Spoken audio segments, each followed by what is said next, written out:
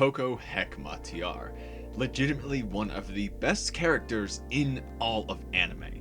She's very much like other characters and anime I love, a weird mixture of Black Lagoon, Akame ga Kill, and bits of Psycho Pass and Vinland Saga. But I'm not making this statement based on my personal beliefs alone. I genuinely think Jormungand did one of the greatest character development jobs of all time with Koko. And a lot of this comes down to her final plan, launching Jormungand and gaining control of the world systems, pushing humanity centuries into the past so they're forced to cease aggressions.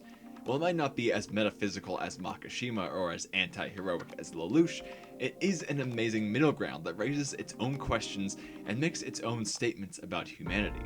I think the early stages of the plan and the 2-year wait at the end are due to a series of tests of sorts. Koko looks to those around her and gathers evidence to prove rightness to herself, and in quite a logical and fitting way, while also maintaining an air of imperfection that makes her a much more real, albeit quirky and strange character. Grab a snack and a drink because this is gonna be a long one.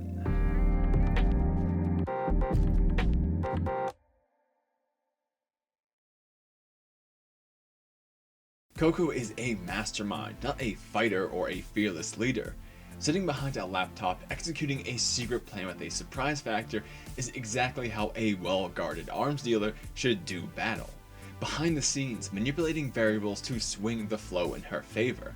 Like falsifying map coordinates to Night-Nine, she simply leads them astray rather than outright killing them or directly tricking them.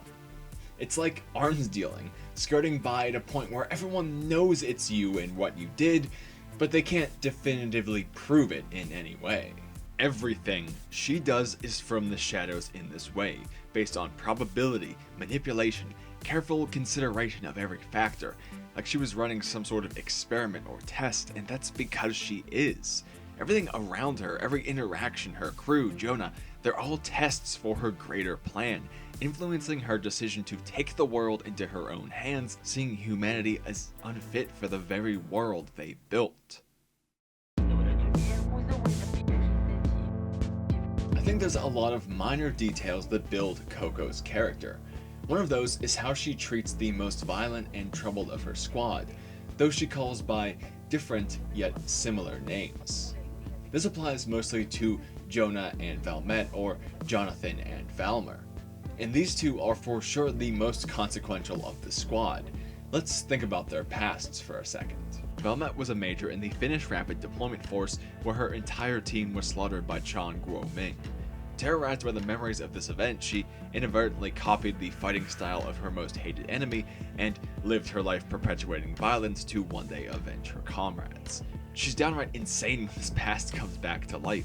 The very sight of Karen, someone using Chan's technique, drives her to rush through open gunfire and directly challenge this foe, destroying Karen entirely and showing the face of a wild beast more so than a human.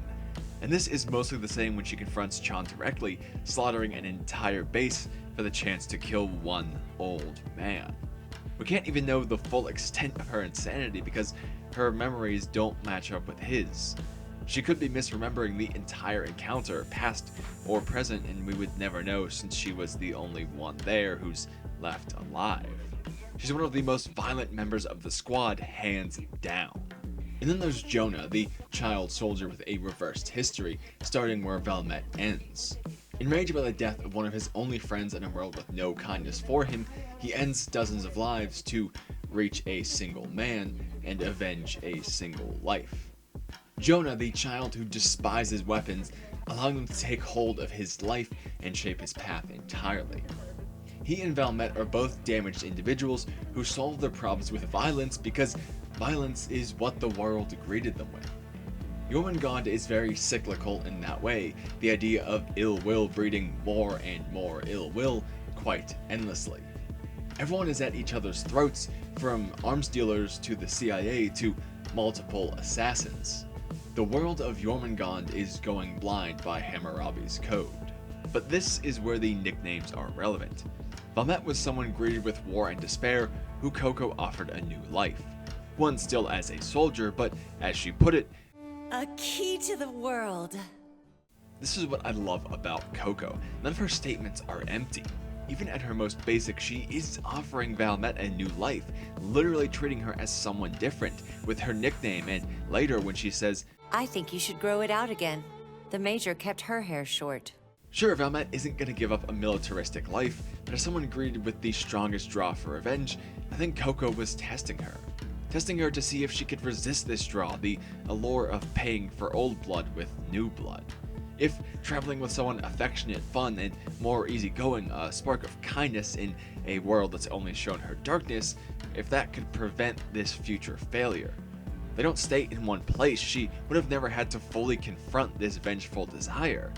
But we all know how it ends. She's a bit of proof that humanity can't change its warlike ways on its own, one of the reasons Koko launches Jormungand. All around her, she tested others to see if they could make this change, and they didn't, so she decided to do it for them. Jonah is quite similar in this way, being called by a different name, but still not quite detached from himself. He started in the opposite position as Valmet, as someone who had already committed a massacre for their own reasons, even if it was brought against horrible people. She brings him on and treats him similarly to Valmet, showing him nearly nothing but affection and kindness, education, and having her team help out with that as well, and he remains mostly the same person he ever was, just with a few more laughs maybe. Finally given the chance to shift his life, he decides to ignore the affection, the education, and the support around him, instead focusing on his work to simply protect Koko. He accepts his role as a soldier, having his own ideals and goals, but never moving towards them.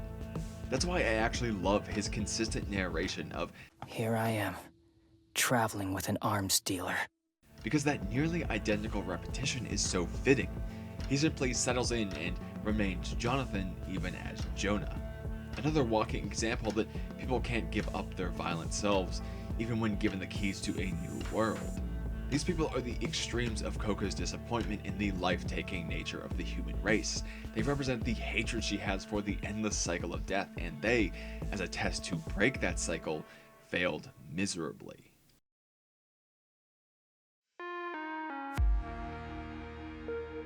This idea that Jonah ignores his own ideals and goals to follow someone who's directly contrary to them leads into her next test as well. Similar to If Humanity Can Change, but this time testing more or less if they actually want to change. Not just in nature, but to grow or advance in any way. You could argue that some of these people may want to, but view themselves as incapable or are so mentally destroyed and so damaged it doesn't occur to them that they could ever be anything else. So Jonah and Valmet may be less harshly judged here, but there's plenty of people who aren't that way, at least that we know of. Koko is surrounded by people who have one singular goal in mind, and that is just helping her at any cost. Every member of the crew shares this sentiment with only minor hiccups throughout every single act they commit. Shootouts on the streets, slaughters of opposing squads, kidnapping scientists, whatever the goal, they have her back almost 100%. And even when they do question her, mostly Lutz, they fall back in line, trusting her nearly entirely. So it's no surprise that when she reveals Jormungand and the 700,000 lives it will cost, they put no front in her way. Like Ugo says, Do I back her plan? Who cares? I back her. there was never any evidence they would do anything but watch and assist. Even on a basic level, all of these characters' other motivations are lost to the pasts Koko plucked them out of. All of their respective episodes focus on these pasts to that end. They have no desire for their own change or their own future, just a meek continuation of hers, not even knowing exactly what she wants. Even her former adversaries, most notably Bookman, simply allow her to achieve Jormungand. He fought tooth and nail to use her, but once bested steps aside and thinks, She thinks she can use me. Well, that's fine. Go ahead and use me. awed by her goals, smarts, and determination, one of the most willing, manipulative, and talked up of the CIA calls it no questions asked. Even Scarecrow assists her when needed, much more tied to his own goals, but he only succeeds when others do anyway. And as a nice consistency note, Koko does say he's not worth her time, so it's fitting that he never gets dealt with at any point. He's even like another test, watching to see if he could ever separate himself from his greedy goal. and in assisting her, he fails just as everyone else. A real adversary would have just watched her burn. Friend and foe alike, they all bend to the whim of a leader, setting aside will and power for a future no different from their present. And their present is near constant war and death. So it's no surprise she finds more evidence to launch Jormungand, a forceful strip of the status quo. No one else is even trying.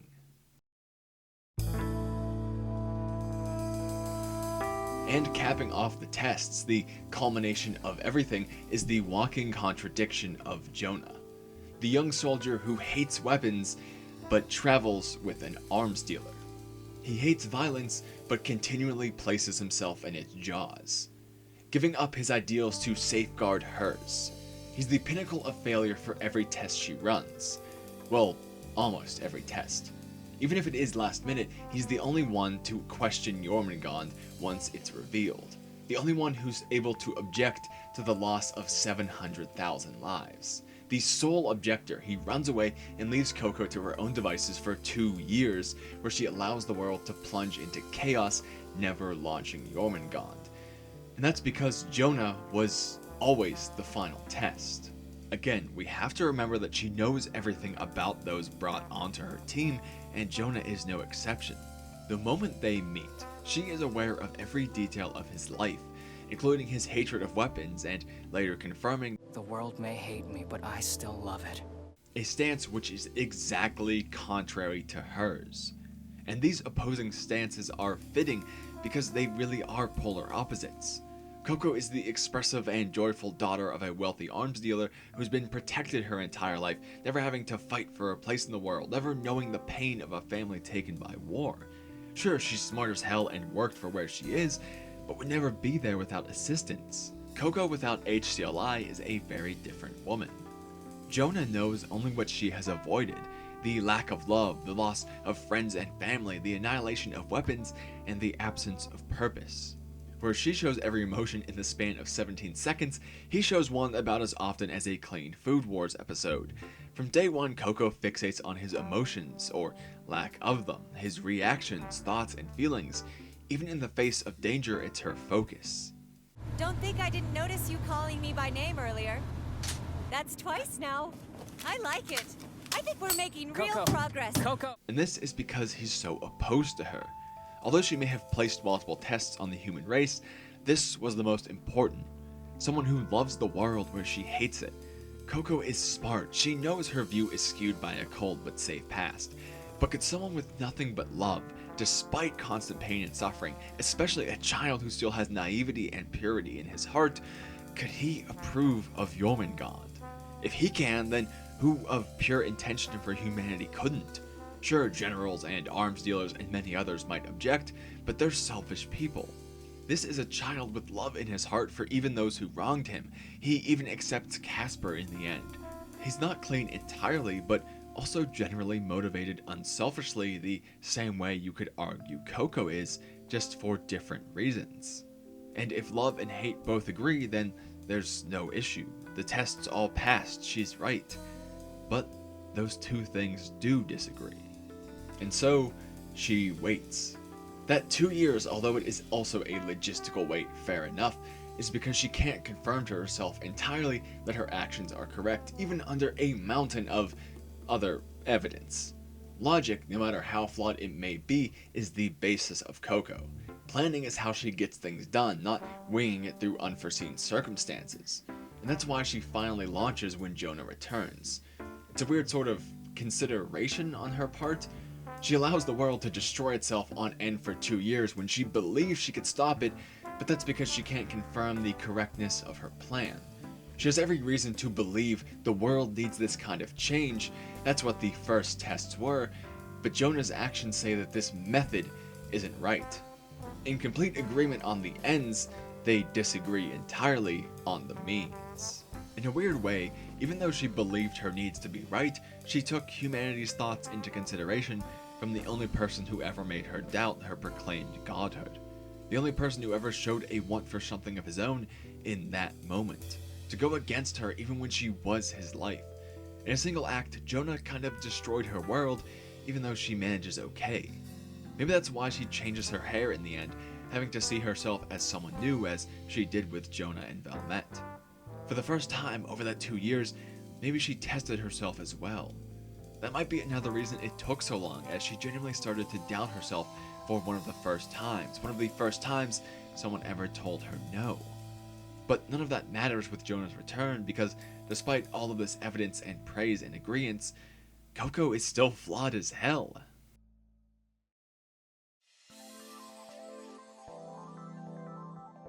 Now, you've probably taken issue with some of what I've reasoned so far, and that's correct. I do too. But I wanted to save those conflicts for the end to show why Koko is truly such a great character. And that's because most of her tests are very intelligent and very thoughtful bullshit. Remember who she is. She's the ruthless arms dealer who manipulates every variable from behind the scenes to get the outcome she wants. Everything that happens is because she wanted it to happen that way. Motives spurred on by hate for humanity's form and a want to change it, nothing she does is inseparable from her own manipulation.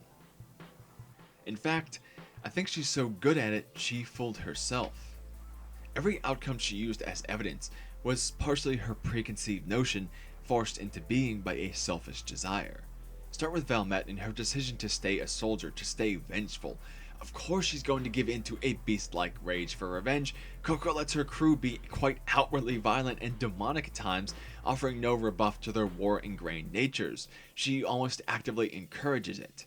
Plus there's Valmet's preference for Koko, a clear influence over her decision to follow, and something Koko probably knew might happen with her infinite information. And Koko frames the opposite path, the life of a homemaker going back to her family disgraced, as a very terrible choice for her right off the bat. She's actively engaging in the situation, but claiming its results as fair. You could never say this situation was in a vacuum, and the outcome isn't based on someone simply being a bad person or a good one. It's any number of things she could and did ignore. And the same goes for Jonah. Casper destroyed him mentally and imparted in him the idea that he must make deals with the people he hates as the only way to avoid his death and the deaths of his original friends. He was starved into believing the only thing he had to offer was his skill with a gun.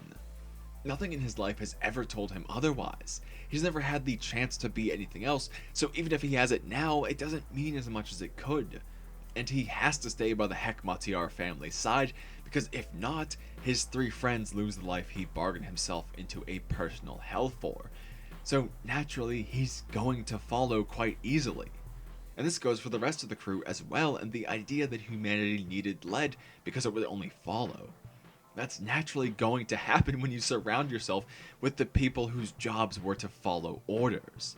They all come from backgrounds where faith and loyalty are outright demanded, from the mafia to the military.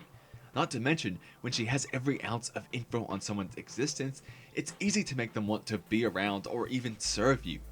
Putting on a fake smile for the crew, paying them extremely well, giving them gifts and the latest and greatest tech, the benefits sure outweigh the costs here. Does this still mean that they might have given up any sort of greater value for worldly pleasure? Yeah, and that's some evidence to support her ideas. That may have even been another sort of pseudo-test to see if people could be placated with material objects centering their beings around them. A quite apt commentary on consumerism, if you will indulge me for 1 second. But she forced them into that exact, perfect situation to accept that kind of existence. If someone snatched you up at your weakest moment, put you on a luxurious ass ship, where you got to travel the world and have everything that you could possibly want for the most part, wouldn't you settle for that too? She can't judge them for this when she placed a finger on one side of the scale. And the all-important final test, Jonah himself. He returns and gives her the all-clear to launch. Seeing how desperate humanity has become, Jormungand becomes a necessity and he accepts it. His return means it's all okay. Kind of. Because Jonah didn't really return, did he? He wanders through the desert, starving for 2 days, when the old crew shows up and gives him everything he missed for 2 years. The friendship and warmth he could never get from the cold and transactional Casper. Starved, deprived of interaction for days on end, feeling pointless in a world plunged into endless war, I think it's safe to say anyone would come back to Koko. They would probably take the leadership of almost anyone in that moment. Plus, she has her fingers in every pie in the world. She knew exactly where he would be, when he would be there, and what state he would be in. There are no coincidences in Jormungand, only manufactured situations on Koko's behalf. And it's important to remember his past here. Starvation was his initial damning factor, and here he experiences it once more. His mindset had to be similar to what it was then, ready to make a deal for his existence to continue. Only this time, he bargained some of humanity's freedom to regain what life he had. More so, this isn't even mentioning that Jonah being evidence in the previous tests means he isn't entirely pure or worthy of deciding humanity's fate, surely, because he's part of what Koko hates, like everyone else.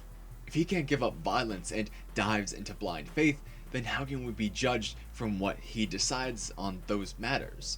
Can we really place all of this onto the mind of a single child who is surely underdeveloped and naive? He'd be overwhelmed and the decision would have to be worthless, right? Inexperienced in humanity, he's no judge. Or is he the perfect judge? Someone who has yet to solidify into the status quo Koko finds so hideous. One who can still think freely even if his actions often seem otherwise. This is like Death Parade, where people are judged in their worst moments. Do we go by how much good we can do or how much bad? That's not a question I can answer, but it's clear Koko goes by the worst side of things. Now you might say logically that she was right. The world plunged into endless war within 2 years when left to their own devices. Without Jormungand, we would kill ourselves forever. But didn't she directly feed into that conflict she hates so much? The profits of her dealing go to ending war, but if she stopped dealing or used her influence and wealth to stop others as well, wouldn't those very conflicts she cites be lessened, maybe even gone entirely? She knows how war works. She calls it accurately every time. My gut. This battle will be short. 2 days at the absolute most. Sure, this was her not selling weapons, but so they could go somewhere else where the conflict wasn't about to die out anyway. In episode 1, we watch as a government tries to stop her from selling them arms to try and prevent a war. She is immediately involved in starting a war from day 1. 3 episodes later, she also openly admits this to Jonah. She says, But at the end of the day, I'm just like every other dealer out there. meaning that she isn't selling in some way to help avoid wars despite her goals, and doubling down at the end saying she only has sympathy for those killed by her goods. To try and stop war as quickly as possible, she lets it engulf the earth.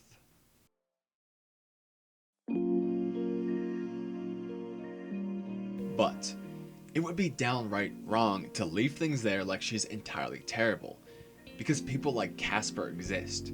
He has an extremely valid point at the end of Jormungand, where he says he'd sell weapons no matter what. He'd sell clubs if he took everything else away. Sure, Koko could have tried to, say, hold back and deal smarter and preserve life, but does she save more by rushing headfirst into the endgame and edging terrible people like Casper out? It's better to front-load the cost and reap the benefits afterwards. Plus, it's possible that she loses the backing of HCLI if she deviates too much from their wishes, seeing as she directly can't disobey their orders on a couple occasions. Just as the object of her tests aren't entirely free, she isn't either. You could argue utilitarianly that she's simply making the best of her situation and achieving something out of it. Let's play devil's advocate like I did with Sybil so long ago now. Have we gone out of control? Should we be sent back a couple centuries to contemplate what we've done and change our ways? And most importantly, is that upfront cost worth the decline that follows? Now, getting exact numbers for the cost of war isn't easy, but let's say 50,000 people lose their lives due to war every year, a relatively lax estimate.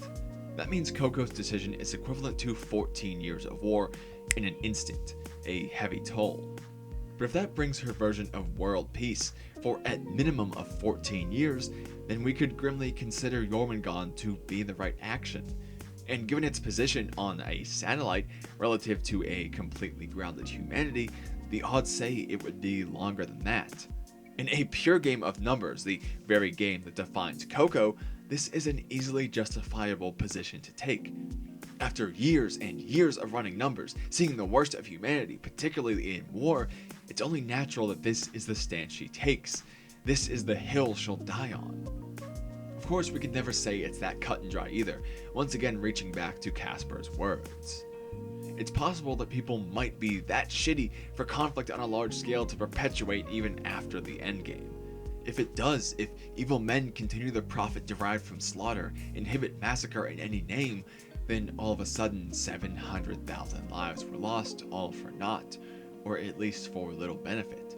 And that's the nature of right and wrong. It's hard to say without knowing both outcomes. A lot of situations are simply unsatisfactory rather than directly good or evil. They're things that we just have to live with, not by or for. And that's part of why Jormungand's ending is so average. I hate that the ending of Jormungand is so anticlimactic. It'd be like if Kogami and Makishima never confronted each other. I want mad ramblings, I want heartbreaking deaths, I want somber goodbyes. But this fits with the plan and the message. There's no big battle because it wasn't some situation where everything was planned to lead to one from day one. It was manipulated like hell, but it came about semi-naturally as Koko watches humanity fail again and again and again, at least in her eyes. We don't get to see what happens once Jormungand encircles the Earth once more because it was never about what would happen afterwards. It was about the conflict surrounding it, the dilemma of humanity faces killing each other day in and day out. To get to a point where peace may even begin to start looking like an option, all of that death had to take place. The encapsulation of the Earth into war entirely, the destruction of so many lives. World peace as a concept, for us to think of, means there is another end of the scale, world war. The very nature of so many wishes require us to break that point. So it's no wonder we don't even get a solution we can call moral, just one we are forced to accept. One pushed by the living embodiment of a cautionary tale. The world of Jormungand may exaggerate our flaws in some ways, but it does make a very clear statement with Koko. Charismatic leaders are dangerous. This is another factor into the ending being so unsatisfying. She's so influential, so charismatic that there is no final battle. No epic conflict to cap things off, because she's the ultimate charismatic leader, so good at what she does she can even fool herself. No one would stand in her way, not comrades, not enemies, not the world. She continues unabated for so long, allowed to her own devices because, well shit, that's Koko Hekmatyar. She can do anything. She faces quite lax consequences for every action she takes. The people of this world either love her too much, or hate her but are afraid of the other's love. No side can attack her and get away with it. No matter their end goals, the moral implications or ideals at stake, leaders like her who run on manipulation and charisma hold too much power. They buy too much blind faith. They captivate too many existences. Koko is exactly what we are being told to avoid, so I think the fact that many dislike her is actually quite a good sign. It's like Jormungand is validated in that way, showing itself true and obvious. And some of that is likely due to how unlikable she is in those final 3 episodes. Well, at least if you're a Null person, I fucking loved every single moment of that.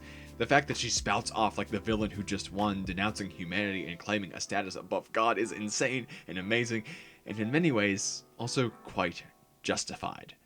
Stick with me here.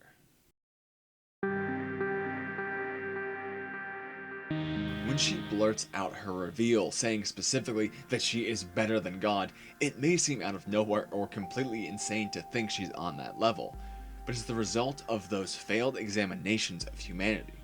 Not to say anything disparaging about religion, particularly Christianity, but one of its pillars is blind faith.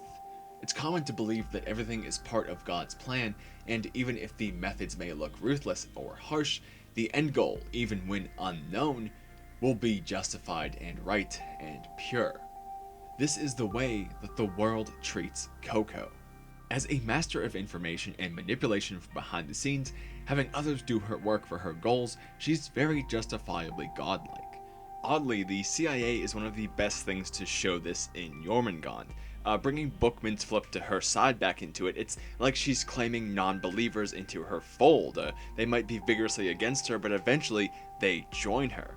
And she smites those who wrong her, but ultimately shows herself as someone with humanity's best interest at heart, like letting Tory Plame go after nearly ruining his life. And then we can look at Scarecrow again, and her not dealing with him as maybe a possible test for the rest of humanity to see if a man like this could survive, or that she just hasn't got around to claiming him for her own yet. She is ruthless and bloodthirsty at times, but could that be called punishment for sins, a man-made hell of sorts? Or even just acts to punish sinners, like a swarm of locusts or a deadly plague or a great flood. These are all supposed biblical events which wiped out parts of humanity for a believed benefit overall. This is Koko's 700,000 lives. As a mad pseudo-deity, she's emulating those who were worshipped before her, the likes of God. A god who over thousands of years could never put a halt to war, yet here she believes herself to be doing it. At a cost, sure, but not one that's unfamiliar to a believer. This is Koko's great flood, the great fall. Justified in her eyes because the world never stepped up to say, "You're not God." At every chance it sidestepped, happy to let her walk all over everything that may have once been considered holy. Her claiming that she is greater than God is the culmination of everything we've talked about here, of every moment of the anime, of every second of the anime. It's the logical conclusion based on how she's treated by the world, based on every fact we know about the world of Jormungand. It's not an overstatement. She really is the god of this world. One of the best developed things, one of the most consistently developed things in all of anime that I've ever seen.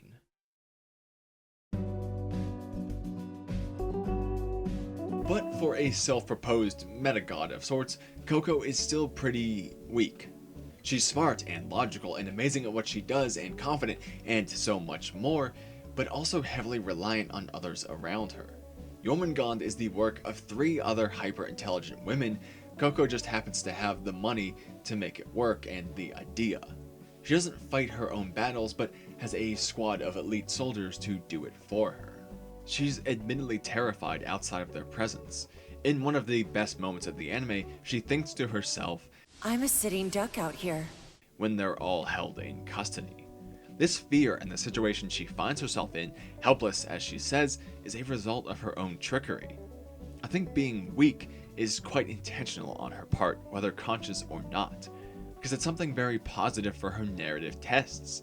If she needs soldiers around her and they're forced to be on 24/7, then naturally they can't become more peaceful or ever change their ways. It's simply not logical for any of them. They slip up, and Koko is a goner, which then brings the wrath of the believers. So her just being her is part of what feeds the ideas she crafts throughout the series. To a much larger and also more personal extent, the 2-year wait is also relevant in the same way. Sure, you could argue it's considerate in a sense as they have here, but is it also downright disgustingly manipulative? Having the power to possibly cease war across the world, but choosing not to do so for so long, a decision which we know wears on Jonah. Was wearing him down, was breaking his consciousness the whole point of that wait. Knowing he was with Casper and would witness every moment of humanity's downfall with a front row seat, slowly growing weak to his old decision of right versus wrong. Jonah is a watcher, an observant follower who takes in all the details. He's good at what he does like that. And time again, he's shown lost in his own internal monologue, saddened by the state of the world. We can only imagine how many times this has happened over 2 years, with the world growing worse and worse and worse. The longer the world dies, the worse Jonah would want it to stop cannibalizing itself. The easier it would be for him to say, okay. Koko is smart enough to know this, in his head enough to have this idea. And it fits. She has so much stock in what this child has to say. She lets him influence the fate of the entire world, delaying her plans. All of those lives for the thoughts of a single child. Doesn't that paint her as weak in some ways? So unstable? From day one, she gives him special attention and care and pushes all of her affection on him as a near soul outlet, culminating in this moment. It's off-putting to say the least, and I'd have to say that's intentional. It just doesn't feel right or earned or, again, right in any way, and it shouldn't. She's more like a big sister for most of the series, even using that as a story in episode 2. She's constantly presenting her height over him, hands on his shoulders like a guardian angel, a fitting pose for the role she puts herself in. He hardly ever responds to her affection, and why would he? He has no idea how to, and his job is protecting her. He has to be around her.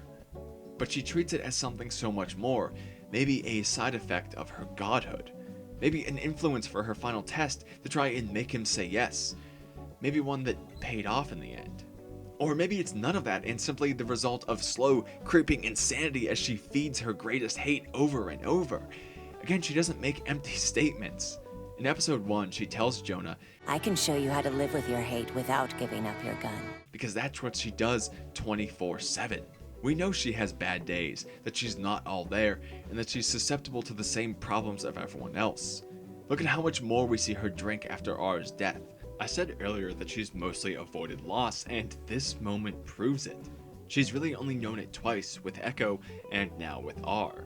So naturally, she reacts like a spoiled child who faced consequences for the first time, going exceptionally overboard on Hex. Again, because that's also true. Her actions have finally led to a negative outcome.